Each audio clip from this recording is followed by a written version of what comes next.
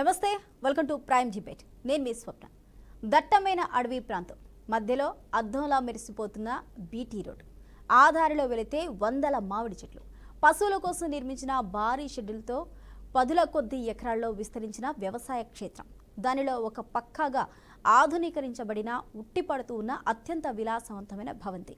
ఇదంతా మధ్యయుగం నాటి ఫ్యూడల్ ప్రభుల లక్షణాల్ని పునికిపుచ్చుకున్న మాజీ మంత్రి, ప్రస్తుత వైసీపీ ఎమ్మెల్యే, పుంగనూరు ఎమ్మెల్యే పెద్దిరెడ్డి రామచంద్రారెడ్డి సామ్రాజ్యం. ప్రభుత్వ ప్రాజెక్టులకు 1 చదరపు గజం అటవీ భూమి తీసుకోవాలి అన్న 1,00,000 అనుమతులు కావాలి.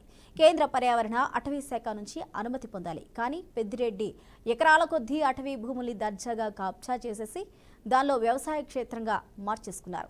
ఇక విలాసవంతమైన భవనాన్ని కట్టుకొని అక్కడికి వెళ్లేందుకు అటవీ భూమిలో ప్రభుత్వ సొమ్ముతో రహదారి కూడా నిర్మించేశారనే వాదనలు బలంగా వినిపిస్తున్నాయి. ఎవరు ఆ ప్రాంతంలోకి అడుగు పెట్టకుండా దుర్భేద్యంగా ఇనుప కంచె కూడా వేశారు. ఆయన ప్రాతినిధ్యం వహిస్తున్న పొంగనూరు నియోజకవర్గంలోని పులిచెర్ల మండలం మంగళంపేట సమీపంలో అడవుల్లో 5 ఏళ్ల వైసీపీ పాలనలో అధికారాన్ని అడ్డుపెట్టుకుని పెద్దిరెడ్డి నిర్మించుకున్నారనే ఆరోపణలు కూడా వెలువెత్తుతున్నాయి. అయితే మొత్తంగా చూసుకున్నట్లయితే పెద్దిరెడ్డి రామచంద్రారెడ్డికి సంబంధించి ఆరోపణలు అయితే వెలువెత్తుతున్నాయి. అటవీ శాఖకు సంబంధించి భూమిని కబ్జా చేశారు అనేది ప్రధాన ఆరోపణ. ఇందులో చూసుకున్నట్లయితే ముఖ్యంగా ప్రస్తుత ప్రభుత్వం దీని మీద చాలా సీరియస్ అయింది. ఇప్పటికే డిప్యూటీ సీఎం పవన్ కళ్యాణ్ కూడా దానికి సంబంధించి విచారణకు ఆదేశించడం జరిగింది. ఇది వైసీపీ నేత పెద్దిరెడ్డి రామచంద్రారెడ్డికి సంబంధించి చిత్తూరు జిల్లా పులిచెర్ల మండలం మంగళంపేట రెవెన్యూ గ్రామ పరిధిలో 75.5 ఎకరాల భూమి కబ్జాకి గురైందంటూ చెప్తున్నారు. ఇందులో మనం ఏ సర్వే నెంబర్లు అనేది మనం చూసుకున్నట్లయితే 295/1A, 295/1B, 295/1C, 295/1D, అదేవిధంగా 296/1, 296/1B సర్వే నెంబర్లలో ఇవన్నీ కూడా కబ్జాకు గురయ్యా అంటూ కూడా చెప్తున్నారు. అదేవిధంగా 295/1E డమ్మీగా కూడా చూపించారు. అందులో 1.8 ఎకరాలు భూమి అడంగల్లో డమ్మీగా ఉందంటూ కూడా ఇందులో చూపించారని చెప్తున్నారు. అయితే ఇది గతంలో పెద్దిరెడ్డి కుమారుడు మిథునరెడ్డి పేరు మీద, అదేవిధంగా లక్ష్మారెడ్డి, అదేవిధంగా ఇందిరమ్మల పేరు మీద 2000 నుంచి 2021 సంవత్సరంలో 45.8 ఎకరాల భూమిని రిజిస్ట్రేషన్ చేయించుకున్నట్లయితే తెలుస్తుంది. ఇదంతా కూడా దేవిరెడ్డి, సర్వేశ్వర్ రెడ్డి, చెంగారెడ్డి, శ్రీరాములు రెడ్డి, మంగమ్మల దగ్గర నుంచి కూడా కొన్నట్లు దీనికి సంబంధించి రిజిస్ట్రేషన్ పత్రాలు కూడా ఉన్నాయని అంటున్నారు. అయితే ఇందులో ఎన్ని ఎకరాలు నిర్మించుకున్నారు, భవంతి ఎన్ని ఎకరాల్లో ఉంది అనే దానికి సంబంధించి అటవీ శాఖ దగ్గర నుంచి కానీ లేకపోతే రెవెన్యూ అధికారుల దగ్గర నుంచి కానీ ఎలాంటి సమాచారం కూడా లేదు. ఇందులో దీనికి సంబంధించి పెద్దిరెడ్డి రామచంద్రారెడ్డి కూడా స్పందించడం జరిగింది. ప్రెస్ మీట్ కూడా నిర్వహించారు. ఆయన అందులో కూడా కొన్ని విషయాలను చెప్పారు. గతంలో ఫారెస్ట్ గెజెట్లో కూడా దీనికి సంబంధించిన వివరాలు ఉన్నాయి. ఇది కేవలం కక్ష సాధింపు, కావాలనే ఆరోపణలు చేస్తున్నారు చంద్రబాబు నాయుడు. దీనిని గ్లోబల్ ఇష్యూ చేసే ప్రయత్నం చేస్తున్నారంటూ కూడా ఆయన మీడియా ముఖంగా అయితే ప్రెస్ మీట్లో చెప్పారు. దీనికి సంబంధించి ఫారెస్ట్ గెజెట్స్కి సంబంధించి 1968లోనే అవి పక్కన పెట్టేశారని కూడా చెప్పారు. ఏవైతే ఎలిగేషన్స్ వచ్చాయో దానికి సంబంధించిన సర్వే నెంబర్స్ వాటిని పక్కన పెట్టారని, అదేవిధంగా రైట్ ఆఫ్ వే కింద 30 అడుగుల రోడ్డు, బ్లాక్ టాప్ రోడ్డు వేసుకునే విధంగా కూడా తనకి అనుమతులు ఇచ్చారని చెప్తున్నారు. ఇది కూడా 27/6/2022లో బ్లాక్ టాప్ రోడ్డుకి పర్మిషన్ వచ్చింది. ఇవన్నీ కూడా మేము లీగల్గా అనుగుణంగానే పర్మిషన్స్ తీసుకొని చేశామంటూ చెప్పారు. దీన్ని గ్లోబల్ ఇష్యూ చేసే ప్రయత్నం చేస్తున్నారన్నారు. 1కి 10 సార్లు చెప్తే తప్పు ఒప్పైపోతుందా? దీనిని ఈ విధంగా పెద్ద ఇష్యూ చేసే ప్రయత్నం చేస్తున్నారంటున్నారు. గతంలో కూడా ఇదే విధంగా కొన్ని మీడియా సంస్థలు కావచ్చు, యూట్యూబ్లు కావచ్చు, ఏవైతే చేశాయో అబద్ధ ప్రచారాలు చేసిన వాటిపైన మేము పరువు నష్టం దావా వేశాము. 2 ఛానళ్ళ మీద కూడా వేశాము. ఒక్కొక్క దాని మీద 50 కోట్ల వరకు మేము పరువు నష్టం దావా వేశాము. ఒకవేళ ఇదే విధంగా ఈ విషయాన్ని ప్రస్తావిస్తే మునుముందు కూడా ఇదే విధంగా పరువు నష్టం వేయడానికి ఏమాత్రం కూడా మేము వెనకాడమంటూ కూడా ఒక హెచ్చరికను కూడా ఆయన చెప్పడం జరిగింది. అలాగే పవన్ కళ్యాణ్ ఉద్దేశించి కూడా పెద్దిరెడ్డి చెప్పారు. గతంలో కూడా నా మీద అనేకమైన ఆరోపణలు చేశారు ఎలక్షన్స్ ముందు పవన్ కళ్యాణ్. మరి అధికారంలోకి వచ్చి ఇప్పుడు 8 నెలలు నడుస్తూ ఉంది. మరి ఇప్పటి వరకు ఎందుకు చర్యలు తీసుకోలేదు? నా మీద గతంలో చేసిన ఆరోపణలు రెడ్ శాండిల్ ఎక్స్పోర్ట్ చేస్తున్నారనేది ఆరోపణ చేసింది పవన్ కళ్యాణ్. అదేవిధంగా మదనపల్లికి సంబంధించి ఏదో జరిగిందంటూ కూడా హడావుడి చేశారు. ఆ తర్వాత 40,000 కోట్లకు సంబంధించి ఇసుక దందా కూడా నిర్వహించారంటూ కూడా ఆరోపణలు చేశారు పవన్ కళ్యాణ్. మరి అధికారంలోకి వచ్చింది వారే కదా, అధికారంలో ఉంది కూడా వారే కదా, మరి ఇప్పుడు ఎందుకు చర్యలు తీసుకోలేదు అంటూ కూడా మీడియా ముఖంగానే పెద్దిరెడ్డి ప్రశ్నిస్తున్నారు. అయితే అసలు అటవీ శాఖ భూముల్లో పట్టాభూమి ఏ విధంగా వచ్చింది? అయితే ముందుగా ఎఫ్ఎంబిలో 23.69 ఎకరాలు రిజిస్ట్రేషన్ అయితే ఉంది. అది క్రమంగా 45.8 ఎకరాలుగా ఉంది. దాని పక్కన పెడితే ఇప్పుడు అడంగల్లో చూసుకున్నట్లయితే 75.5 ఎకరాలుగా మొత్తం పెరిగింది. అంటే ఇంత పెరగడానికి గల కారణాలు ఏంటి? ఏ అధికారులు దీనికి సహకరించారు? గత ప్రభుత్వ పాలకులు 5 ఏళ్ల పాలనలో అసలు ఏం చేశారు? ఒక మినరల్స్ అండ్ మైనింగ్ అటవీ శాఖ సంబంధించి అధికారికంగా ఉన్నప్పుడు, ఆ శాఖకు సంబంధించి మంత్రిగా ఉన్నప్పుడు మరి ఆయన చేసిన నిర్ణయాలు, తీసుకున్న నిర్ణయాలు ఏంటి అనేవి ఇప్పుడు కూడా ప్రశ్నార్థకంగా మారింది. ఇదే అంశానికి సంబంధించి మనతో పాటు మాట్లాడడానికి జూమ్ లైవ్లో మనకి కేఎస్ ప్రసాద్ గారు, పొలిటికల్ అనలిస్ట్, అదేవిధంగా మనకి టీడీపీ నుంచి రాఘవేంద్ర గారు, అలాగే మనకి వైఎస్ఆర్సీపీ నుంచి గజేంద్ర గారు, అలాగే జనసేన నుంచి రాయపూడి వేణుగోపాల్ గారు ఉన్నారు. అందరికీ నమస్కారం అండి. అందరికీ నమస్కారం. ముందుగా ప్రసాద్ గారు గుడ్ ఈవినింగ్ సార్. టోటల్గా పెద్దిరెడ్డి రామచంద్ర సంబంధించి ఆరోపణలు రావటం ఈరోజు కొత్త ఏం కాదు. కాకపోతే అధికారంలోకి రాకముందు ఆరోపణలు చేశారు, అధికారంలోకి వచ్చిన తర్వాత కూడా ఈ ఆరోపణ బయటకు వచ్చింది. గతంలో కూడా చేశారు, కానీ ఇప్పటి వరకు యాక్షన్ తీసుకోవట్లేదు ఏంటి అంటూ కూడా ఆయన ప్రశ్నిస్తున్నారు. ప్రెస్ మీట్ పెట్టి మరీ ప్రశ్నిస్తున్నారు. ఇది కూడా అలాంటి ఒక ఆరోపణ మాత్రమే. దీన్ని ఇష్యూ చేసే ప్రయత్నం చేస్తున్నారు. డైవర్షన్ పాలిటిక్స్లో పార్ట్గా ఆయన అభివర్ణించున్నారు. అయితే ఈ ఎపిసోడ్ను మొత్తం ఏ విధంగా చూడొచ్చు? నిజంగానే అటవీ శాఖకు సంబంధించి అందులో ఉన్న భూములని పెద్దిరెడ్డి కబ్జా చేశారా? ఆ కుటుంబానికి పెద్దిరెడ్డి ఆ కుటుంబ సభ్యుల పేరు మీద అవి ఉన్నాయా? ఇది కేవలం కక్షపూరితంగా చేస్తున్నారా, లేకపోతే ఆయన చెప్పినట్టు నిజంగానే దీనిని రిజిస్ట్రేషన్ కానీ లేకపోతే మిగిలినన్ని కానీ ఉన్న రూల్స్ అండ్ రెగ్యులేషన్స్ ప్రకారమే మేము చేశాము, అనుమతులన్నీ తీసుకున్నామంటూ కూడా పెద్దిరెడ్డి చెప్తున్నారు. ఇందులో ఏది వాస్తవం అంటారు? దీన్ని మనం ఎలా చూడొచ్చు? ముందుగా బీఆర్కే న్యూస్ ప్రేక్షకులకు నమస్కారం అండి. అలాగే ప్యానెల్లో ఉన్న పెద్దలకి మీకు కూడా నమస్కారం అండి. ఒకటి మాత్రం వాస్తవం అండి, ఏ భూమి అయినా సరే ఎవరైనా కబ్జా చేస్తే అది ఖచ్చితంగా శిక్ష. అందులో ముఖ్యంగా అటవీ శాఖ భూములకు సంబంధించిన విషయం అయితే క్షమార్హం కాదు. మూడోది ఏంటంటే, అటవీ శాఖ భూముల్ని ఎవడు పడితాడో ఎలా పడితే ఎంక్రోచ్ అవడం వాస్తవానికి it is practically not feasible. But ఏదో విధంగా దాన్ని కబ్జా చేయొచ్చు, ఏదో విధంగా చేయొచ్చు అంటే ఖచ్చితంగా అధికారులు ప్రమేయం లేకుండా జరగదు. రీసెంట్ పాస్ట్ లో మీరు సజ్జల రామకృష్ణారెడ్డి గారి బ్రదర్ కూడా, ఇఫ్ యూ రియల్లీ రికలెక్ట్, ఆయన ఎప్పుడైతే రాయలసీమలో కడప పరిసర ప్రాంతంలో అటవీ భూముల్ని కబ్జా చేశారన్న వాస్తవాన్ని మీరు గమనించుకోగలిగితే అది 4 రోజులు అడవడైంది, 5 రోజులు ఎక్కడైందో కూడా అయింది. ఇది కూడా ఏంటంటే అన్యాక్రాంతం అయిపోయిన భూముల్ని అటవీ శాఖ పరంగా ఆయన వశపరుచుకున్నారు అన్నది ఒక అభియోగం. రెండోది ఏంటంటే మన మదనపల్లి ఇష్యూని ఇవన్నీ కలిపి ఒకేసారి క్లియర్ అప్ చేసి మాట్లాడుతున్నారు. నిజాలు ఇవాళ ప్రభుత్వం 7 నెలల ఆయంలో వీటి మీద నిన్న ఇవాళ కేబినెట్ తరహా మీటింగ్ లో కూడా గౌరవ ముఖ్యమంత్రి గారి ఆధ్వర్యంలో రెవెన్యూ సెక్రటరీ గారికి, రెవెన్యూ డిపార్ట్మెంట్ కి ఒక ఆదేశాలు జారీ చేయబడ్డాయి. ఇది అటవీ శాఖ ఎంక్రోచ్మెంట్స్ లో ఉన్నాయా లేదా అన్నది అత్యంతం పరిశీలించి దాని మీద ఒక నివేదిక ఇమ్మన్నారు. In case it is got properly established, ఖచ్చితంగా ఆ విధమైన ఆక్రమణలు ఏవైతే ఉంటాయో వాటి మీద ప్రభుత్వపరమైన చర్యలు ఖచ్చితంగా తథ్యం. కానీ బిఫోర్ ఎస్టాబ్లిషింగ్ ఎనీథింగ్ అన్న దానికన్నా మనం ఏది పడితే అది మాట్లాడడం అన్నది ఎంతవరకు సముచితం అన్నది మనమే ఆలోచించుకోవాలి. ఇది పెద్దిరెడ్డి గారు ఈ రోజు రాజకీయం మొదలెట్టింది కాదు. పెద్దిరెడ్డి గారు రాజకీయం తెలిసిన వాళ్ళు ఎవరైనా తెలిస్తే ఆయన రాజకీయ అరంగేట్రం రాజశేఖర రెడ్డి గారిని నిరోధించడానికి చంద్రబాబు నాయుడు గారి ప్రేరణతోనే ఆయన రాజకీయ అరంగేట్రం ఉంది. ఇవన్నీ తెలిసిన విషయాలే అందరికీ.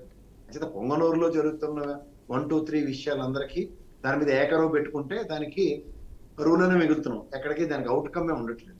అందుకే ఆ బీవైసీ నాయకుడు రామచంద్ర యాదవ్ ఇంటి మీద దాడి దగ్గర నుంచి ఈ రోజు దాకా చూసుకుంటే కూడా ఆయనకి Y+ కేటగిరీ కేంద్ర ప్రభుత్వం ప్రొవైడ్ చేసిందే కానీ పెద్దిరెడ్డి గారు చేశారట్టా అని ఠాగోనింత కెప్టమేతమై ఉన్నాం. కానీ దాని మీద ఈ రోజు కూడా నెక్స్ట్ స్టెప్స్ అయితే పడలేదు ఎక్కడ కూడా, ఈవెన్ కేంద్ర ప్రభుత్వం నుంచి కూడా. ఎందుకంటే అంత కన్సర్న్ చూపించిన కేంద్ర ప్రభుత్వం బీజేపీ Y కేటగిరీ ఇచ్చిన రామచంద్ర యాదవ్ గారికి ఖచ్చితంగా అది ఆక్షేపణీయంగా ఉన్నప్పుడు పెద్దిరెడ్డి గారి మీద చర్యలు కనబడాలి కదా. ఆ ప్రొయాక్టివ్నెస్ ఎక్కడ లేదు. ఇప్పుడు రీసెంట్ పాస్ట్ లో సజ్జల రామకృష్ణారెడ్డిది, వాళ్ళ పెద్దిరెడ్డిది కనుక మీరు రాజ్యాంగం గమనించగలిగితే అటవీ భూముల్ని ఆక్రమించారనే ఆరోపణలకు మాత్రమే పరిమితం అవుతున్నాయి. సజ్జల గారిది అయితే ఇవాళకి అది నిర్వీర్యం అయిపోయింది. ఇవాళ పెద్దిరెడ్డి గారిది కొత్తగా పాపప్ అయింది. ఈ రెవెన్యూ సెక్రటరీ గారు, గౌరవ రెవెన్యూ డిపార్ట్మెంట్ దీన్ని కనుక ఎస్టాబ్లిష్ చేస్తే తగిన విధంగా దాని మీద ప్రతిస్పందించడం సముచితం. ఎందుకంటే ఇవి నేను ఎన్నోసార్లు చెప్తూ ఉంటాను, రిజిస్ట్రేషన్ అథారిటీస్ కి వాళ్ళకి నాకు తెలిసి ఒక పెద్ద మ్యాప్ ఉంటుంది. ఏది 22A ఉన్నాయి, ఏది ఫారెస్ట్ ల్యాండ్, ఎక్కడ చెరువు ఉండేది, ఎక్కడ దీన్ని కబ్జా పెట్టారు, ఇలాంటివన్నీ వాళ్ళ దగ్గర పూర్తి అవగతం ఉండి కూడా వాళ్ళు ఏ ప్రాతిపదిక మీద దీన్ని రిజిస్ట్రేషన్ చేశారన్నది ప్రశ్న. వాళ్ళు రిజిస్ట్రేషన్ చేసిన వాళ్ళ మీద ఫస్ట్ తగిన చర్యలు తీసుకుని వాళ్ళు స్పాట్ లో సస్పెండ్ చేసి కూర్చోపెడితే తర్వాత పెద్దిరెడ్డి గారి మీద చర్యలు తథ్యం. కానీ అదేది చేయకుండా పెద్దిరెడ్డి గారి మీదే అనుకుని బాగా ఊదుకుంటూ తిరిగితే ఇది టైం వేస్ట్ కార్యక్రమం తప్ప ఇంకోటి లేదు. ఈ విధమైన అన్యాక్రాంతమైన రిజిస్ట్రేషన్ మీద సత్వర చర్యలు గవర్నమెంట్ అథారిటీ సంబంధిత రిజిస్టర్ ని, సంబంధిత సర్వేయర్ ని, సంబంధిత అథారిటీస్ ని కనుక స్పాంటేనియస్ గా రెస్పాండ్ అయ్యి గవర్నమెంట్ కనుక సస్పెండ్ చేసి దీని మీద ఎక్స్ప్లెనేషన్స్ తీసుకున్న తర్వాత పెద్దిరెడ్డి గారి మీద చర్యలు అయితే ఇది అన్యాక్రాంతంగా ఆక్రమించారని చెప్తే అది ఎస్టాబ్లిష్డ్ ఫ్యాక్ట్ అవుతుంది. అంతేగాని ఏదో కాబులు చెప్పినట్టు ఆ స్టోరీని మనం అందరం నెరేటివ్స్ లో తీసుకెళ్లి మాట్లాడుకుంటూ ఉంటే 2-3 రోజులు డిస్కషన్స్ మాత్రమే పరిమితం అవుతున్నాయి. ఇది గమనించండి. ఓకే, ప్రసాద్ గారు ఒక నిమిషం హోల్డ్ అవ్వండి. రాఘవేంద్ర గారు, ఈ ఆరోపణలు వస్తున్నాయి, ఓకే బాగానే ఉంది. కాకపోతే ఇప్పటికే చంద్రబాబు నాయుడు చేతిలో ప్రాథమిక నివేదిక అనేది ఈ భూములకు కబ్జాకి సంబంధించి, అటవీ ప్రాంతానికి కబ్జాకి సంబంధించి పెద్దిరెడ్డి అలాగే వాళ్ళ కుటుంబ సభ్యుల పేరు మీద అవి రిజిస్ట్రేషన్ అయిందానికి సంబంధించి ఒక ప్రాథమిక నివేదిక అనేది ఇప్పటికే ఆయనకి అందింది అంటున్నారు. అసలు ఆ ప్రాథమిక నివేదికలో ఏముంది? ముందుగా బీఆర్కే న్యూస్ ఛానల్ వీక్షకులకి, అదేవిధంగా ప్యానెల్లో ఉన్నటువంటి సభ్యులందరికీ నమస్కారం. నమస్తే అండి. ఈరోజు ఏదైతే పెద్దిరెడ్డి ఇప్పటికే ప్రెస్ మీట్ పెట్టేసి తను ఏదైతే ఎక్స్ప్లెనేషన్ ఇవ్వదలుచుకున్నాడో అదంతా చూస్తూ ఉంటే దెయ్యాలు వేదాలు వెళ్ళినట్టుగానే ఉంది తప్ప ఆయన ఏ రోజు కూడా నిజాలు మాట్లాడిన పాపాన్ని పోలేదు. ఎందుకంటే ఆంధ్రప్రదేశ్ రాష్ట్రంలో ఉండే ప్రతి ఒక్కరికో కూడా తెలుసు, ఈ ఆంధ్రప్రదేశ్ రాష్ట్రంలో జగన్మోహన్ రెడ్డి తర్వాత భూ బకాసురుడు ఎవరైనా, అదేవిధంగా మైనింగ్ మాఫియా నడిపింది ఎవరన్నా, లిక్కర్ డాన్ ఎవరన్నా సరే ఇమ్మీడియట్గా గుర్తుకొచ్చేది ఎవరా అంటే ఈ పొంగనూరు పుడింగ్ అయినటువంటి ఈయన ప్రస్తుత ఎమ్మెల్యే పెద్దిరెడ్డి రామచంద్రారెడ్డి గారు. ఎందుకంటే ఈరోజు ఆర్టికల్ మీరు ఈనాళ్ళు చాలా క్లియర్గా చూశారు.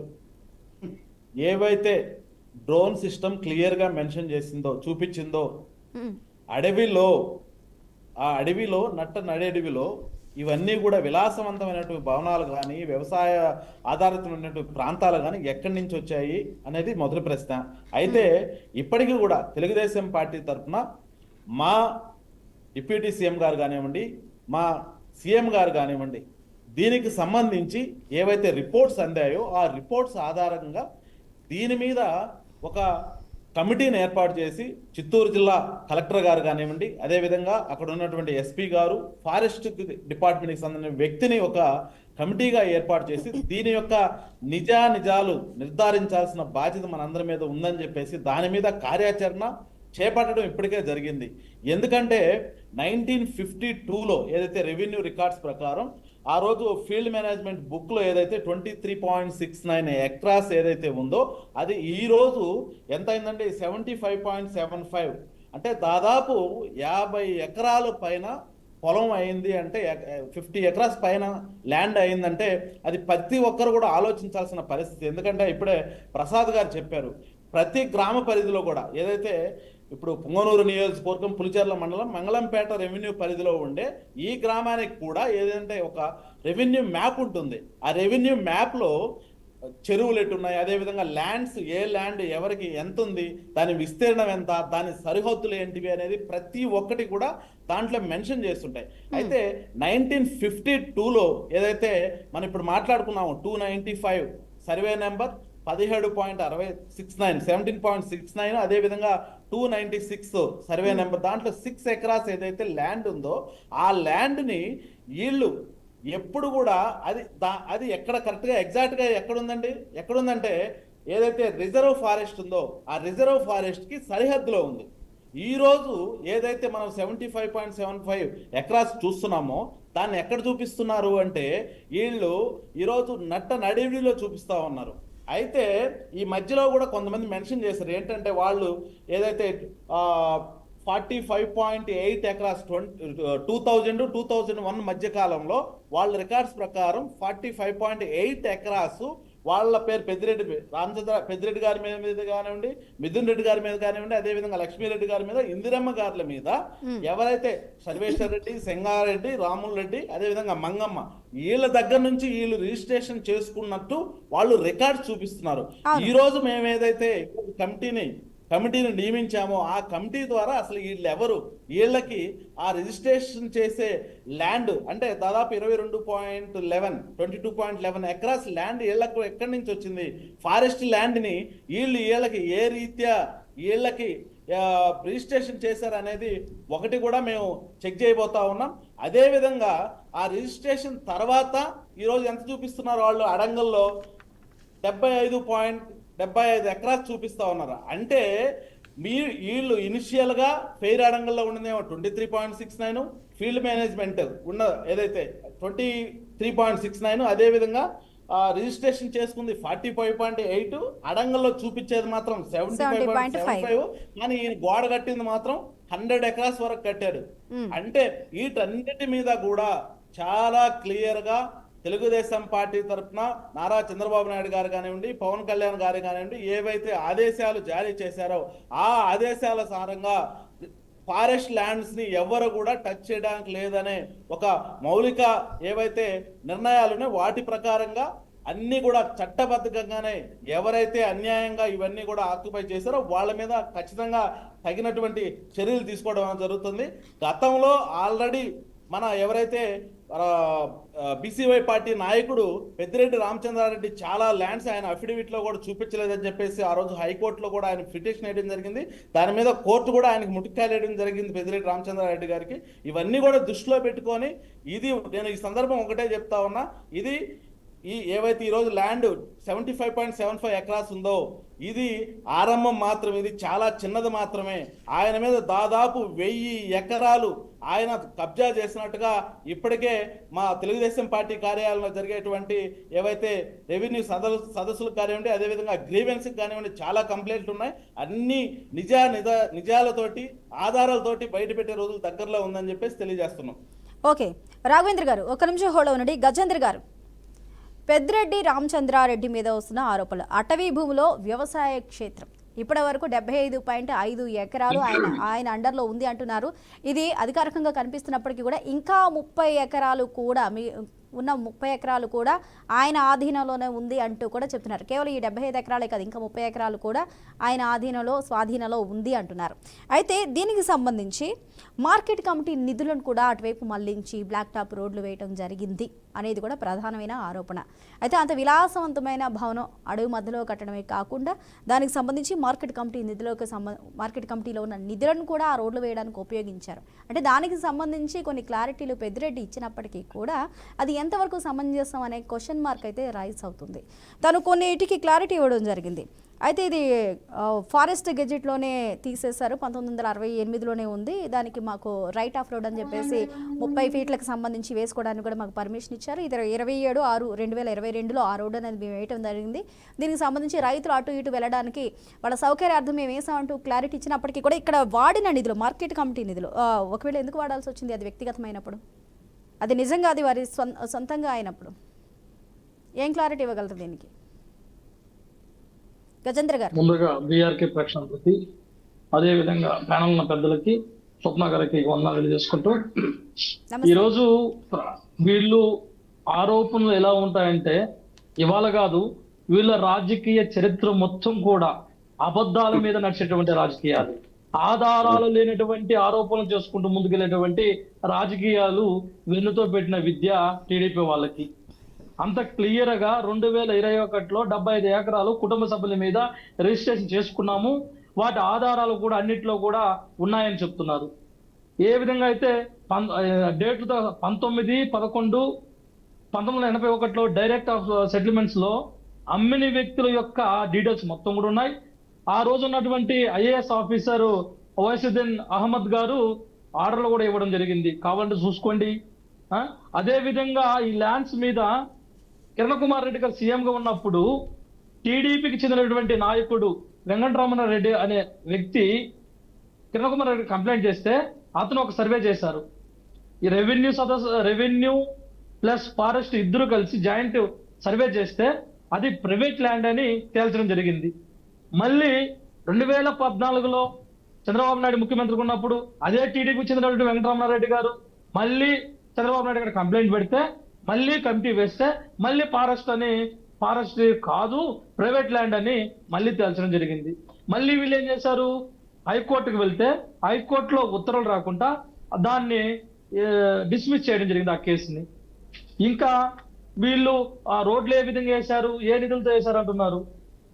ఫారెస్ట్ రైట్ ఆఫ్ వే దాంట్లో 30 అడుగులకి పర్మిషన్ తీసుకొని రోడ్లు వేయడం జరిగింది. అన్ని ఆధారాలు కూడా ఉన్నాయి కదా, ఇక్కడ పబ్లిక్ డొమైన్ లో ఉన్నాయి ఇవన్నీ కూడా. మీరు ఎవరైనా మీరు చూడొచ్చు, నేను చూడొచ్చు, ఎవరికి ఇబ్బంది లేనటువంటి పరిస్థితి ఉంది.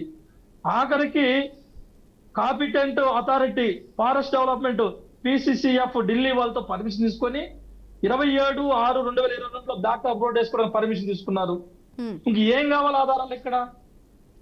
అంటే ఇక్కడ గజేంద్ర గారు ఒకటి ఆఖరికి ఒక మాట చెప్తున్నా, మా నాయకుడు పెద్దిరెడ్డి రామచంద్రారెడ్డి గారు ధైర్యంతో నేను తప్పు చేస్తుంటే ఆధారాలు తీసుకురండి, నన్ను అరెస్ట్ చేయండి, నన్ను జైల్లో పెట్టండి అని చెప్పేట పరిస్థితి ఉంది. ఇంతకన్నా మాకు మేము తప్పు చేయలేదని మేము నిరూపించడం ఏముంది? రండి మమ్మల్ని లోపల పెట్టండి తప్పు చేస్తుంటే. అవన్నీ పక్కన పెట్టి అధికారం మీ చేతిలో ఉంది కదా, మరి అధికారం మీ చేతిలో పెట్టుకొని ఎందుకు ఈ కాకమ్మ కబుర్లు పెట్టుకొని రాజకీయ కాలాపం చేసుకుంటూ డైవర్ట్ పాలిటిక్స్ చేసుకుంటూ మీరు చెప్పిన హామీల్ని పక్కతో పట్టడానికి ఇవన్నీ చేసుకుని ముందుకు అవసరం ఏముంది? మీరు చిత్తశుద్ధితో ఉంటే ఎస్ రండి అరెస్ట్ చేయండి. మా నాయకుడు 2 చేతులు చూపిస్తున్నాడు కదా, నన్ను తీసుకుని లోపల వేయండి అని. మీరు దాని పక్కన పెట్టి ఎందుకు ప్రజల్ని తప్పుదో పట్టిస్తూ వాళ్ళ యొక్క ప్రాథమిక హక్కుల పైన లేకపోతే వాళ్ళ యొక్క వ్యక్తిగత జీవితం మీద భంగం కలిగిస్తున్నారు వీళ్ళు? అంటే మీకు ఒక టీవీలు, మీకు పేపర్లు ఇవి ఉంటే మీరు ఏమైనా చేస్తే చెల్లుబాటు అవుతుంది అనేసి మీరు అనుకుంటున్నారా? గతంలో మదనపల్లి గజేంద్ర గారు ఒక మాట అండి, ఇక్కడ సామాన్యుల దగ్గర నుంచి కూడా వ్యక్తమవుతున్న ప్రశ్న, అలాగే అదేవిధంగా ప్రతిపక్షాల నుంచి కానీ లేకపోతే అధికార పక్షం దగ్గర నుంచి కానీ సామాన్యుల దగ్గర నుంచి ప్రతి ఒక్కరి దగ్గర నుంచి కూడా వ్యక్తమవుతున్న క్వశ్చన్ ఒకటి ఉంది. అటవీ ప్రాంతంలో అడవి మధ్యలో పట్టాభూములు అసలు ఎలా వచ్చాయి, వాటిని రిజిస్ట్రేషన్ ఎలా చేశారు, ఎవరు కొంటారు, ఎవరు అమ్ముతారు? మరి 2021లో ఏ విధంగా? ఇప్పుడు నేనైతే దాన్ని, మా నాయకుడు అయితే ఆ ల్యాండ్ కబ్జా చేయలేదు, అమ్మిన వ్యక్తుల వివరాలు కూడా ఉన్నాయి కదా. అంటే అంతకుముందు ఓనర్షిప్ ఉంది, 2021కు ముందు ఓనర్షిప్ ఉంది అక్కడ. అతని దగ్గర మేము కొనుక్కోవడం జరిగింది. మరి దాన్ని ఏ విధంగా ఆక్రమించారని వీళ్ళు గతంలో 2 ముఖ్యమంత్రులు ప్రైవేట్ ల్యాండ్ అని ఏ విధంగా చెప్పారు? అక్కడ సర్వే చేశారు కదా ఫారెస్ట్ వాళ్ళు, రెవెన్యూ వాళ్ళు. అంటే వాళ్ళు ఎట్లా ఇది ప్రైవేటు అని?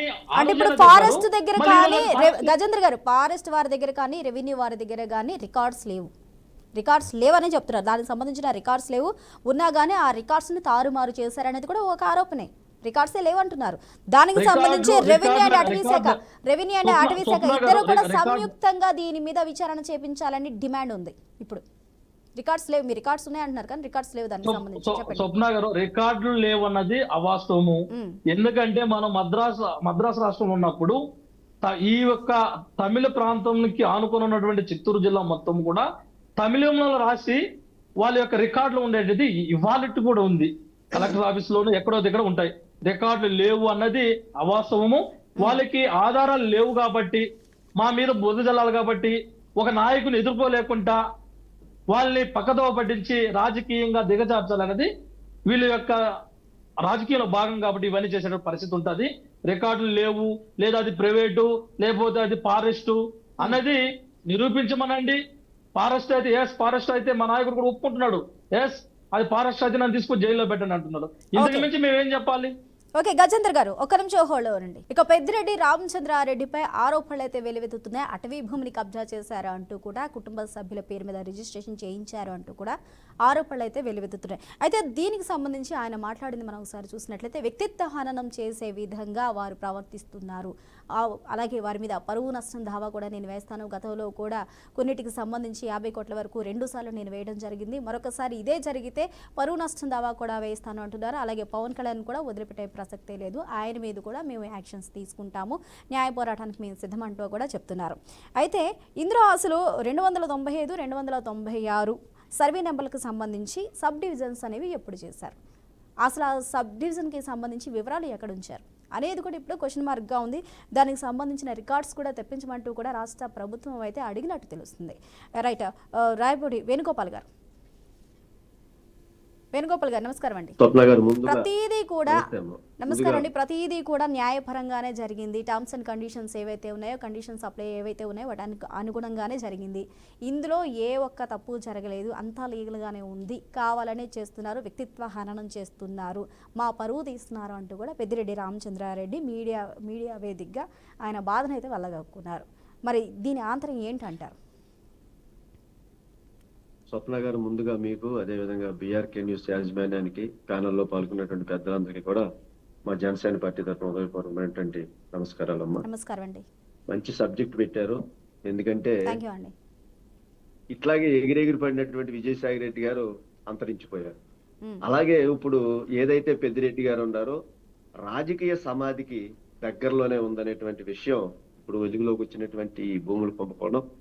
కాబట్టి 1000 ఏనుగులు తిన్నటువంటి ఒక రాబందు కూడా ఒక గాలిమాన్లో కొట్టుకుపోయినటువంటి విధంగా ఏదైతే ఈ యొక్క కబ్జా సామ్రాజ్యానికి ఇప్పుడు కాదమ్మా ఈయన వేసినటువంటి బీజం పీలేరులో గత 30 సంవత్సరాల క్రితం ఎమ్మెల్యేగా ఉన్నప్పుడు వేసినటువంటి కబ్జా బీజం ఇవాళ పీలేరు నుంచి మరి పొంగనూరు మరి నియోజకవర్గానికి వచ్చేసరికి ఆయన సుమారుగా 1000 ఎకరాలు, అంటే 100 నుంచి స్టార్ట్ అయినటువంటి ఎకరాలు వాళ్ళ 1000 ఎకరాల్లో కబ్జాకైనటువంటి కబ్జాదారుడుగా పేరు తెచ్చుకున్నటువంటి పెద్దిరెడ్డి గారు ఈయన ఒక చరిత్ర చూస్తే ఎర్రచందనం స్మగ్లింగ్, మైనింగ్ స్మగ్లింగ్, భూ కబ్జాలు, మరి అనేక రకాలైనటువంటి బెదిరింపులతో ఒక రవిడీ రాజ్యాన్ని ఏర్పాటు చేసుకుని ఒక అభేద్యమైనటువంటి కోటని ఏర్పాటు చేసుకుని ఎంత సిగ్గుచేటటువంటి ప్రజాస్వామ్యంలో మనం ఉన్నాయి. ఆయన ఉన్నటువంటి ఇంటికి కూడా ఒక ప్రైవేటు దోవ, అంటే గవర్నమెంట్ గా నడిచేటువంటి ప్రజలు నడిచేటువంటి దోవ కూడా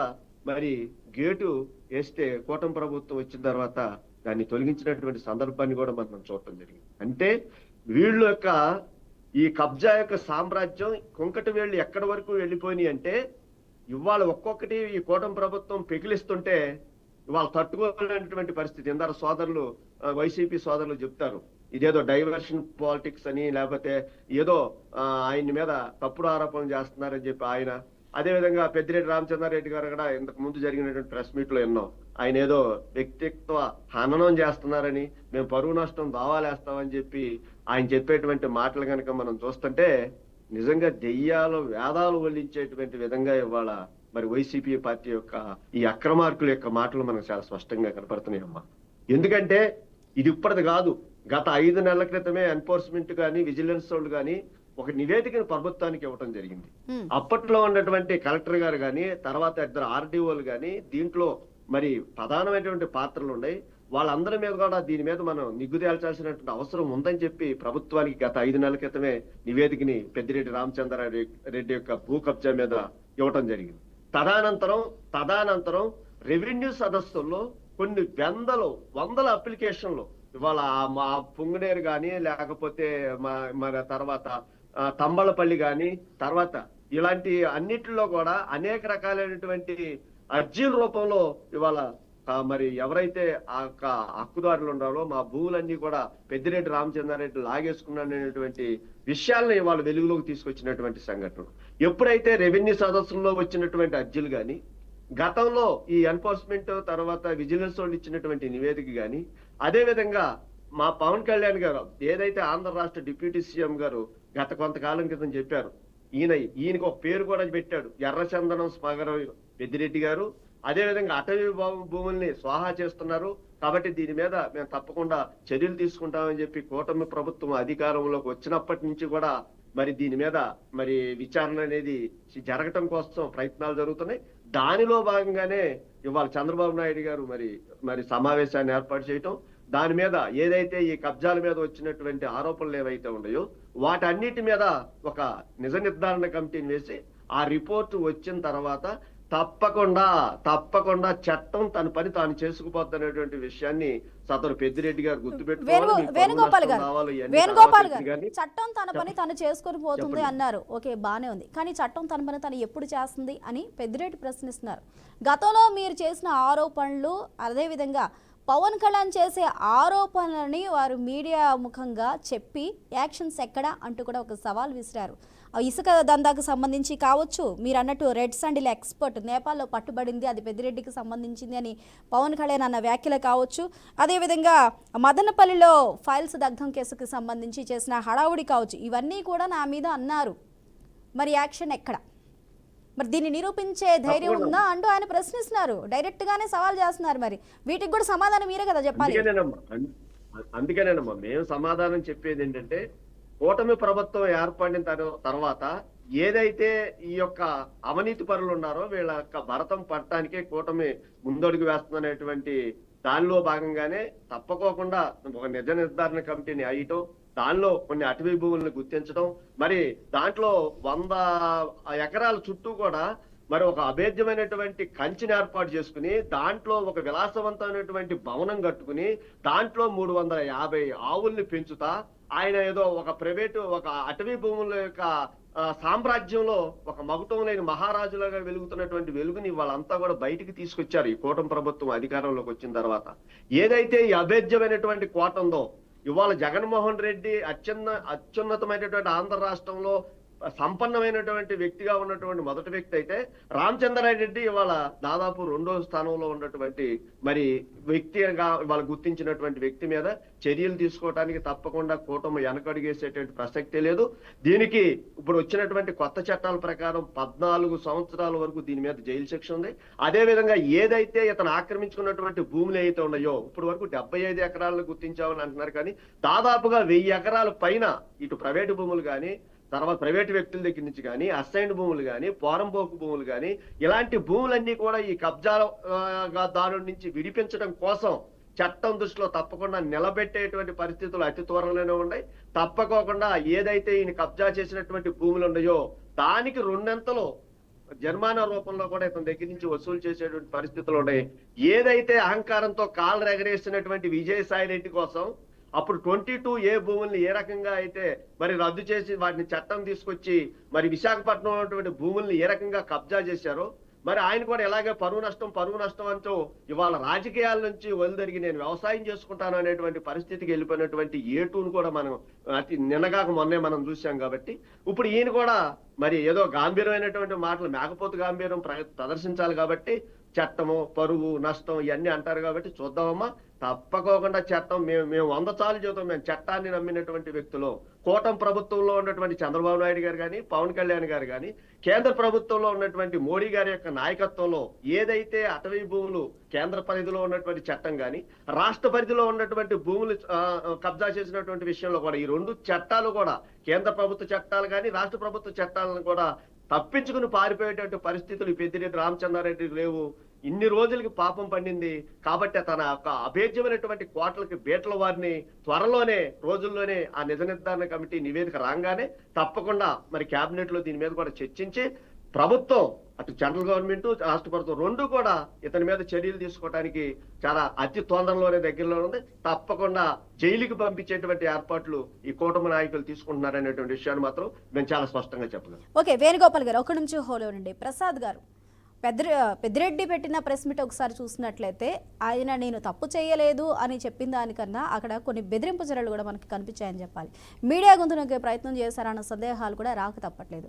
గతంలో జరిగిన వాటికి 2 మీడియా సంస్థల మీద నేను 50 కోట్లకి నేను పరువు నష్టం వేశాను, దీని గురించి ఎవరైనా మాట్లాడితే నేను మళ్ళీ అదే చర్యలు తీసుకుంటానంటూ కూడా ఒక బెదిరింపు ధోరణిలో ఆయన మాట్లాడారన్న విమర్శలు కూడా వినిపిస్తున్నాయి. మరి అలాంటప్పుడు ఆయన విషయాన్ని మాట్లాడకుండా ఈ బెదిరింపులు ఏంటంటారు? ఒకటి మాత్రం వాస్తవం, అది ఫారెస్ట్ ల్యాండ్లకి సంబంధించిన విషయంలో అది నిజంగా కబ్జా చేస్తే శిక్షార్హుడు, అందులో నో సెకండ్ థర్డ్. ఇది ఇవాళ కాదు కదా, కిరణ్ కుమార్ రెడ్డి గారు ముఖ్యమంత్రి ఉన్నప్పుడు కూడా దీని మీద ఎంక్వైరీ కమిటీ వేసి ఇట్లాగే ప్రైవేట్ కంప్లైంట్ వస్తే ఖచ్చితంగా అది ప్రైవేట్ ల్యాండ్ కింద ఎస్టాబ్లిష్ అయింది. ఇప్పుడు మీరు ఆద్యంతం ఈ టెన్యూర్ లో కూడా 14 నుంచి 19 మీద కూడా ఇదే ల్యాండ్ ఆక్యుపేషన్ మీద ఆయన మీద ఎంక్వైరీ కమిటీ వేసి ఇది ప్రైవేట్ ల్యాండ్ అని తెలియదు. ఇప్పుడు ఈ గవర్నమెంట్ వచ్చింది, గౌరవ ఉప ముఖ్యమంత్రి గారు పవన్ కళ్యాణ్ గారు పర్యావరణ శాఖ మంత్రిగా ఉన్నారు, అటవీ శాఖ మంత్రిగా ఉన్నారు. ఇవాళ దీంట్లో అప్రహెన్షన్స్ ఏం లేవు. చట్టరీత్యా చర్యలు తీసుకోవాల్సినంత పని కనుక వస్తే పెద్దిరెడ్డి రామచంద్రారెడ్డిని ఎవరు కాపాడలేరు. ఎందుకంటే అటవీ భూములు అన్యాక్రాంతం అయితే, అక్రమంగా ఆక్రమిస్తే చట్టపరమైన చర్యలకి ఎవరు భగవంతుడు కూడా కాపాడలేరు. మీకు రీసెంట్ పాస్ట్ లో మీకు నేను చెప్తాను, పల్నాడులో టైగర్ జోన్ లో ఒక ఫారెస్ట్ పర్మిషన్, అట్లాగే పులికాట్ సరస్సు ఇంకోటి చిలక సరస్సు, ఈ రెండింటికి కూడా అటవీ అనుమతుల కోసం దేశవ్యాప్తంగా 18 ఫైళ్లు మూవ్ అయితే ఆంధ్రప్రదేశ్ నుంచి 4 ఫైళ్లు సక్సెస్ఫుల్ రేషియోలో పర్మిషన్స్ వచ్చాయి. ఓకే. అట్లాంటిది మీరు వ్యవసాయ క్షేత్రాల కింద మలుద్దాం అన్నా సరే, లేదా వ్యవసాయ క్షేత్రాల కింద దాన్ని ఆక్రమించుకుందాం అన్నా సరే, మీరు సరదాపడి ఆక్రమించుకున్నా అది అటవీ పర్వ్యూలో కనుక వస్తే, ఇది రీసెంట్ పాస్ట్ లో మీరు గమనించుకోగలిగితేనమ్మా 14-19 రాష్ట్ర విభజన అయింది. ఇది రాష్ట్ర విభజించిన తర్వాత కూడా 10 ఏళ్ళు అయింది. ఈ 10 ఏళ్ళలో 2 ప్రభుత్వాల్లో జగన్మోహన్ రెడ్డి ప్రభుత్వం 5 సంవత్సరాలు ఉంది. దానికన్నా ముందు ఇదే ముఖ్యమంత్రి మంత్రి స్థానంలో ఉన్న పెద్దిరెడ్డి గారి మీద కూడా ఆనాడు కిరణ్ కుమార్ రెడ్డి గారి ప్రభుత్వంలో కూడా ఇదే విధమైన చర్యలు తీసుకోవడానికి ఉపక్రమించిన తర్వాత ఒక నిష్పాక్షమైన రిపోర్ట్ ఆధారంగానే ఇది అటవీ భూములు కాదు, ప్రైవేట్ ల్యాండ్లు కొన్నారన్నది ఎస్టాబ్లిష్ అయ్యింది. ఇవాళ మీరు అన్నట్టు ఇవాళ కూడా రెవెన్యూ మినిస్టర్ గారు అండ్ రెవెన్యూ సెక్రటరీతోనూ ఒక గౌరవప్రదమైన ఎంక్వైరీ చేశారు. దీని అవుట్కమ్ డెరైవ్ అయిన తర్వాత అప్పుడు నేను చట్టపరమైన చర్యలు ఇవన్నీ. కానీ ఇదే పనిగా మీరు అన్నట్టు ఆ డెఫర్మేషన్ కేసెస్ సంబంధించిన విషయం కనుక మీరు గమనించుకోగలిగితే అన్నసరిగా బురద జల్లే కార్యక్రమం ఉన్నప్పుడు ఎవరేం చేయగలుగుతారు? ఇందాక వేణుగోపాలరావు గారు చెప్తున్నారు, ఆ ప్రైవేట్ ల్యాండ్ లో ఆయన గేట్ పెట్టుకుని దాన్ని ఏం చేశారంటే ట్రెస్ పాసింగ్ నాట్ అలౌడ్ అన్న దగ్గర ఈ ప్రభుత్వం రాగానే ట్రెస్ పాసింగ్ గేట్ తొలగించారు. సో అది ప్రైవేట్ ల్యాండ్ కాదు, గవర్నమెంట్ సంబంధించిన ల్యాండ్ లో ట్రెస్ పాసింగ్స్ ఏవైతే జోన్స్ లో జరుగుతాయో దానికి ఎవరు ఆక్షేపించలేదు. నా దగ్గర జులుం ఉంది, నేను ఇవాళ గవర్నమెంట్ లో ఉన్నాను కాబట్టి మేబీ, బట్ ఇవాళ గవర్నమెంట్ లో అయినప్పుడు గేట్ తొలగిస్తే ఎవరేం చేయగలిగారు? అదే దానికి కోర్టుకి వెళ్ళి స్టే ఆర్డర్ తెచ్చుకుని నేను నా గేట్ అని చెప్పలేదు కదా. సో అట్లాగే పొరపాటో గ్రహపాటో జరిగింది, నో అప్రహెన్షన్స్ ఇన్ దిస్. కానీ ఈ గౌరవప్రదమైన పదవిలో ఉన్న ముఖ్యమంత్రి గారు కానీ ఇదే ఉప ముఖ్యమంత్రి గారు, ఇప్పుడు కొత్తగా అయితే ఉప ముఖ్యమంత్రి గారు, ముఖ్యమంత్రి గారు అయితే గతంలో కూడా ఆయనే ఉన్నారు, ఆయన ఆధ్వర్యంలో వచ్చిన ఎంక్వైరీ కమిటీకి దీనికి ఎన్ని ఎకరాలు అన్యాక్రాంతమైందో ఎస్టాబ్లిష్ చేయబడండి. సంబంధిత రిజిస్టర్ అధికారులు ఎవరైతే దాన్ని రిజిస్టర్ చేశారో ఫస్ట్ వాళ్ళ మీద చట్టపరమైన చర్యలు తీసుకోమనండి. అప్పుడు ఏమవుతుందంటే, అరే ప్రభుత్వపరమైన చర్యలు ఉన్నాయి. ఎందుకంటే చంద్రబాబు నాయుడు గారు దీంట్లో నిష్ఠార్, మీకు తెలిసేదో తెలీదు, రోడ్ నెంబర్ 2 ఎక్స్పాన్షన్ మీకు ఒకసారి గమనించగలిగితే ఫస్ట్ బ్రహ్మానంద రెడ్డి పార్క్ కి దుకాణం పెట్టారు, తర్వాత గవర్నమెంట్ బిల్డింగ్ ఉంది, దాన్ని గోడ కొట్టి రోడ్డు వేసారు. అప్పుడు మసీదు వాళ్ళు చచ్చినట్టు ఒక ల్యాండ్ ఇవ్వాల్సి వచ్చింది, మీకు తెలుసో తెలీదు. అలాగా ప్రభుత్వ పరమైన మూవ్స్ లో చంద్రబాబు నాయుడు గారికి మించిన జట్టు ఎవరు లేరు. కానీ అది 14-19లో జరగనప్పుడు ఇవాళ మన ఇద్దరం ఏదో ఒకసారి టక్కమని ఒక ఇష్యూ ఫ్లేర్ అప్ అయింది కాబట్టి దాని మీద 10 మాటలు మాట్లాడటం చాలా బాగుంటుంది వినడానికి. But what is the real contest అనేది గమనించుకోగలిగితే ఇది ప్రభుత్వ ల్యాండా, పర్యావరణానికి సంబంధించిన అటవీ భూమా అనేది కనుక ఎస్టాబ్లిష్ చేయవలసిన బాధ్యత సంబంధిత రెవెన్యూ అధికారుల మీద ఉంటుంది. నేను ఇందాక నుంచి మొత్తుకుంటుంది అదే, రిజిస్టర్ ఆఫీస్ లో పెద్ద ఇది ఉంటుంది, దాంట్లో బోర్డులో ఇది అటవీ ప్రాంతం ఏ ప్రాతిపదిక మీద రిజిస్టర్ చేస్తాడు? వాడికి తెలియదు అది ప్రైవేట్ ల్యాండ్ అయితే అటవీ ల్యాండ్ అనేది. ఫస్ట్ వాడి మీద చర్యలు తీసుకోగలిగితే తర్వాత వీళ్ళందరి మీద చర్యలు మ్యాటర్ ఆఫ్ ఫ్యాక్ట్. ఇప్పుడు వాడు చెప్తాడు దాన్ని బెదిరించాడు సార్, కత్తెట్టాడు, గొడవలెట్టాడని ఈ పెట్ట కథలు ఉంటాయి కదా, అప్పుడు దాన్ని బట్టి మనకు చర్యలు ఈజీ అవుతుంది. కరెక్టే సార్ ప్రసాద్ గారు, పెట్ట కథలు ఎందుకు అవుతాయండి? పెట్ట కథలు కాదు. ఆఫీసర్ ఏ ప్రభుత్వ అధికారంలో ఉంటే వాళ్ళు బెదిరిస్తారు, తప్పే ఉంది. 2022లో రోడ్డుకు అధికారం తెచ్చుకోవాలి, పర్మిషన్ తెచ్చుకోవాలా? వేణుగోపాల్ గారు అలా అంటూ కూడా కరెక్ట్ కాదండి. ఇప్పుడు అధికారంలో కూటమి ప్రభుత్వం ఉంది, ఇప్పుడు కూటమి ప్రభుత్వం వెళ్ళి అధికారులను బెదిరిస్తుంది అంటున్నారా? అయితే మీరు అధికారంలో ఏది ఉంటే వాళ్ళు బెదిరించరు కదండి. వీళ్ళు ఏదైతే 2022లో మరి అంత రోడ్డుకి వీళ్ళు పర్మిషన్ తెచ్చుకున్నారు అని అంటే తప్పకోకుండా అధికారులు చెప్పారు. మేము కూటమి ప్రభుత్వం కూడా చాలా చెప్పడం జరిగిందమ్మా, అధికారులు తమ తీరును మార్చుకోండి, మార్చుకుని సక్రమైనటువంటి పద్ధతిలో ప్రజలకు ఉపయోగపడేటువంటి వేణుగోపాలరావు గారు, మీరు అధికారంలో ఉన్నారు, వాడు మార్చుకున్నాడో లేదో మీకు అనవసరం. వాడు అధికారులు కుక్కతో కొంకర జీవితంలో బాగుపడ రెవెన్యూ వాళ్ళ బుద్ధి లంచగొండి బుద్ధే. నేను చెప్తున్నాను ఇక్కడ డెలిబరేషన్ గవర్నమెంట్ లో ఉన్నారు కదా, తప్పకుండా ఇలాంటి అధికారులని లైన్ లో పెట్టి ఇలాంటి అక్రమాలను బయటికి తీయడానికి మాత్రం కూటమి ప్రభుత్వం సిద్ధంగా ఉంది. అయితే మీరు మళ్ళీ చెప్తారు సజ్జల గారు వాళ్ళ బ్రదర్ ఏదో అటవీ భూమిని రాయలసీమలో కడపలో ఆక్యుపై చేసేది కథ 6 రోజులు నడిచింది, చర్యలేవి. ఇది కూడా అదే. నాకు 14 నుంచి 14 ముందు మీకు తెలుసో తెలీదు 12-13 మధ్యలోనే కిరణ్ కుమార్ రెడ్డి ఇనిషియేట్ చేసిండు. తెలుసో తెలీదు కిరణ్ కుమార్ రెడ్డికి పెద్దిరెడ్డి ఎలాగో, రాజశేఖర రెడ్డి ఎలాగో, చంద్రబాబు ఎలాగో అందరికీ తెలిసిన విషయాలే. మీరు కొత్తగా వస్తే తెలుసుకోండి. రెడ్డి గారు చూసి విధానం, రాజశేఖర రెడ్డి గారు చూసి విధానం ఒకటే. ఓకే ప్రసాద్ గారు, ఒక నిమిషం హోల్డ్ ఉండండి. రాఘవేంద్ర గారు, ప్రభుత్వాలు మారినప్పుడల్లా ల్యాండ్కున్న క్వాలిటీస్ మారుతాయా అంటే ఇక్కడ అవుననే సమాధానాలు వినిపిస్తున్నాయి. ప్రభుత్వం మారినప్పుడు ఒకసారి ప్రైవేట్ ల్యాండ్ అంటారు, ఒకసారి ఫారెస్ట్ ల్యాండ్ అంటారు, ఏంటిది? లేదమ్మా, ఇది యాక్చువల్లీ ప్రసాద్ గారు ఒక మాట అన్నారు, బురద జల్లే కార్యక్రమం ఏంటి అది చాలా నేనైతే దాన్ని సార్ మీతో ఏకీభవించను. ఎందుకంటే ఈ రోజు బురద జల్లే కార్యక్రమం అయితే మా వాళ్ళు ఆయన కోరుకున్నట్టు డైరెక్ట్ యాక్షన్ లో దిగేవాళ్ళు. సార్ మీరు అన్నారు బురద జల్లే కార్యక్రమం చేస్తున్నారు, బురద జల్లే ప్రయత్నం అని అనలేదు. దీని మీద ప్రాపర్ విచారణ జరగాలి అంటూ కూడా ప్రసాద్ గారు అన్నారు. ప్రాపర్ విచారణ చేయాలి, దానికి సంబంధించిన నివేదిక ఫుల్ గా వచ్చిన తర్వాత చూడాలంటూ ఆయన చెప్పారు. చెప్పండి.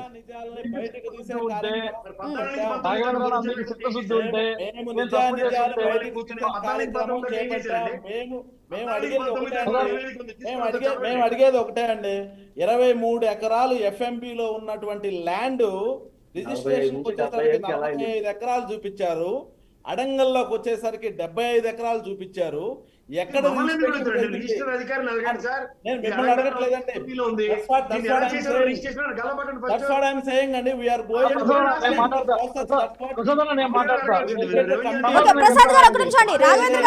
రాఘవేంద్ర గారు అదే కదా అడుగుతున్నారు. రాఘవేంద్ర గారు, ఇప్పుడు మీరు చెప్పిన లెక్క ప్రకారం FMB లో 23.69 ఎకరాలు చూపించారు, ఆ తర్వాత 45.80, ఆడంగల్లోకి వచ్చేసరికి 75.5 ఎకరాలు చూపించారు, ఇంకా అనధికారికంగా 30 ఎకరాలు ఆయన అండర్లోనే ఉన్నాయని చెప్తున్నారు. కాకపోతే ఇక్కడ ఎక్కడ జరిగింది అనేది, ఆ రెవెన్యూ అధికారులు ఎవరు, దాన్ని రిజిస్ట్రేషన్ చేసింది ఎవరు, ఇందులో సహకరించిన వారు ఎవరు అనేది మీరు మొదట గుర్తించారా అని అడుగుతున్నారు. ఒక జిల్లా మెజిస్ట్రేట్ ని, ఒక జిల్లా SP ని, అదే విధంగా ఫారెస్ట్ అధికారిని మేము ఎందుకు నియమించాం? దీనిలో ఎవడు తప్పు చేశాడు, ఎవడెవడు లంచాలు తిన్నాడు, అందరినీ కూడా ఈ రోజు నియమించారు కొత్తగా జిల్లాకి పొంగనూరు కొత్తగా కలెక్టర్ ఎస్పీలను రెవెన్యూ అధికారులు వచ్చారా? దాంట్లో నిజాలు బయటకు వస్తాయి.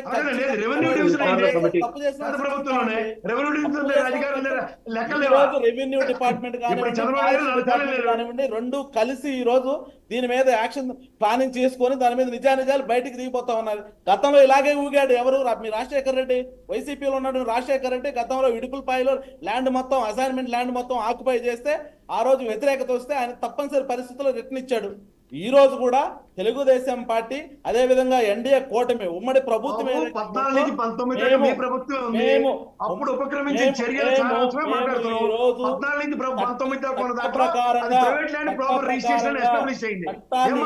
కూడా ఉల్లంఘించకుండా చర్యలు తీసుకోవడానికి దాంట్లో భాగంగా సార్ మీరు చెప్పే, నేను ఒకటి మీరు చెప్పేది 23 ఎకరాలు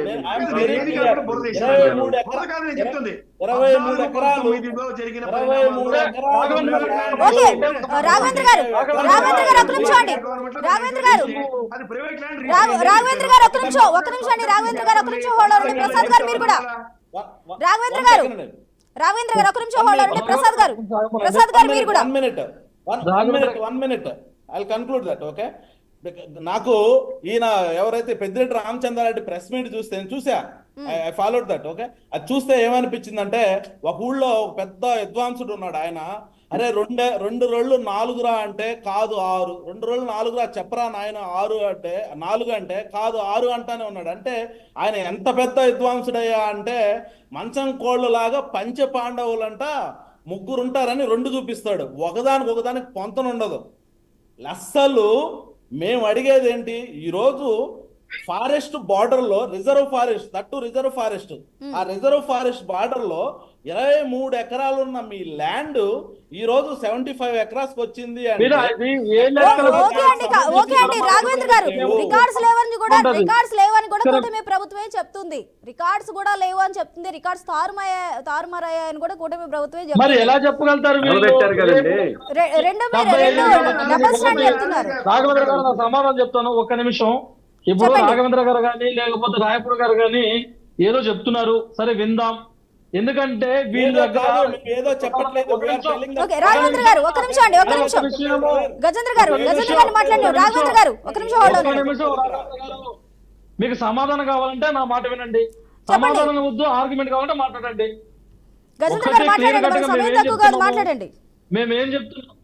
మేమేం చెప్తున్నాము, మేము ఎక్కడ కొన్నామో ఆధారాలు ఉన్నాయి. మీరు 23 ఎకరాల నుంచి 75 కూర్చున్నారు అంటారు కదా, ఒకసారి ఏమో రికార్డు లేదంటారు. మరి 23 ఎకరాలు ఎలా వచ్చింది, దాని యొక్క రూపురేఖలు చూపిస్తే లేకపోతే దాని యొక్క డాక్యుమెంట్లు చూపిస్తే దాన్ని అమ్మేటట్టు పరిస్థితి ఉంటుంది. నోటితో చెప్పినంత ఈజీ కాదు డాక్యుమెంట్ తీసుకురావడానికి. కాబట్టి 2014లో మీ ప్రభుత్వం అధికారంలో ఉంది. వెంకటరమణారెడ్డి అనే అతను ఒక నిమిషం, వెంకటరమణారెడ్డి అనే అతను కంప్లైంట్ పెడితే, ఒక ఎంక్వైరీ వేస్తే అది ఫారెస్ట్ కాదు ప్రైవేట్ ల్యాండ్ అని చెప్పడం జరిగింది. అంతకుముందు 2000 కిరణ్ కుమార్ రెడ్డి ఉన్నప్పుడు అప్పుడు కూడా అది ప్రైవేట్ ల్యాండ్ అని చెప్పడం జరిగింది. మరి 2 దశాబ్దాలు ముఖ్యమంత్రిగా ఉన్నప్పుడు చేయలేని పని మళ్ళీ అదే అంశాన్ని ఇప్పుడు డైవర్ట్ పాలిటిక్స్ కోసం తీసుకొచ్చి తప్పుదోవ పట్టించేది మీరు కాదని అడుగుతున్నాం. మేము సిద్ధశుద్ధితో అడుగుతున్నాం. రాఘవేంద్ర గారు, మీకు సిద్ధశుద్ధి ఉంటే అధికారం మీ చేతిలో ఉంది, అంగబలం మీ చేతిలో ఉంది. తప్పు చేసి నిరూపించండి, తీసుకుపోయి లోపల పెట్టండి. మేము రెడీగా ఉన్నాం. అవన్నీ పక్కన పెట్టి చేయదలుచుకోలేదు, చట్టాన్ని చేతిలోకి తీసుకోలేదు, చెవులో పూలు పెట్టుకోవడము, చట్టాన్ని చేతిలోకి తీసుకోదలుచుకోలేదు అనడంలో ఇక్కడ ఎందుకంటే చట్టాన్ని అమలు చేయవలసిన బాధ్యతాయుతమైన పొజిషన్ లో ప్రస్తుతం మీ ప్రభుత్వమే ఉంది. చట్టాన్ని చేతిలో తీసుకోవడం కాదు, చట్టాన్ని బాధ్యతాయుతంగా అమలు చేయవలసిన పరిస్థితుల్లో కూటమి ప్రభుత్వం రైట్ అండి. తీసుకుపోవడం చెప్తున్నాం మేము. రైట్ అండి, థ్యాంక్ యూ. సమయం దగ్గర కంక్లూడ్ చేద్దాం. Right, thank you so much. ఈ డిబేట్లో పాల్గొన్న కేఎస్ ప్రసాద్ గారికి, అదేవిధంగా రాఘవేంద్ర గారికి, గజేంద్ర గారికి, వేణుగోపాల్ గారికి thank you so much. Right, చూస్తున్నాం కదా మాజీ మంత్రి పెద్దిరెడ్డి రామచంద్రారెడ్డి చుట్టూ కబ్జా కేసులు అయితే బిగిస్తూ ఉన్నాయి. అయితే ఈ ఆరోపణలో ఎంతవరకు వాస్తవం ఉంది అనే క్వశ్చన్ మార్క్ అయితే రాజు అవుతుంది. అయితే దానికి సంబంధించి పెద్దిరెడ్డి కూడా స్పందించారు. ఇది ప్రతిదీ కూడా అన్యాయంగా తీసుకున్నది కాదు, దానికి సంబంధించిన పూర్తి ఆధారాలు ఉన్నాయి, దానికి ఉన్న టర్మ్స్ అండ్ కండిషన్స్ బట్టే ఈ రిజిస్ట్రేషన్స్ అనేవి జరిగాయి. ఇందులో నేను పొరపాటు చేసింది ఉంది, అయితే పొరపాటు చేసినట్లు ఎక్కడైనా నిరూపితమైతే నేను దాన్ని ఫేస్ చేయడానికి సిద్ధంగా ఉన్నాను. గతంలో కూడా ఇలాంటి ఆరోపణలే అనేకం చేశారు, దానిని కూడా ఏది నిరూపించలేకపోయింది. జనసేన కావచ్చు, లేకపోతే టీడీపీ కావచ్చు, ప్రస్తుతం ఓవరాల్గా కలిసిన కూటమి కావచ్చు. నిరూపించగలిగే సత్తా మీకుందా అంటూ కూడా సవాల్ చేస్తున్నారు. మరి కూటమి ప్రభుత్వం ఫర్దర్ స్టెప్స్ ఎలా ఉండబోతున్నాయి? పెద్దిరెడ్డి రామచంద్రారెడ్డి చుట్టూ ఉచ్చు బిగుస్తుందా? ఈ కబ్జా ఉదంతో ఆయన జైలుకి వెళ్తారా అనేది వేచి చూడాలి. ఇది వాళ్ళ prime debate. Keep watching BRK news.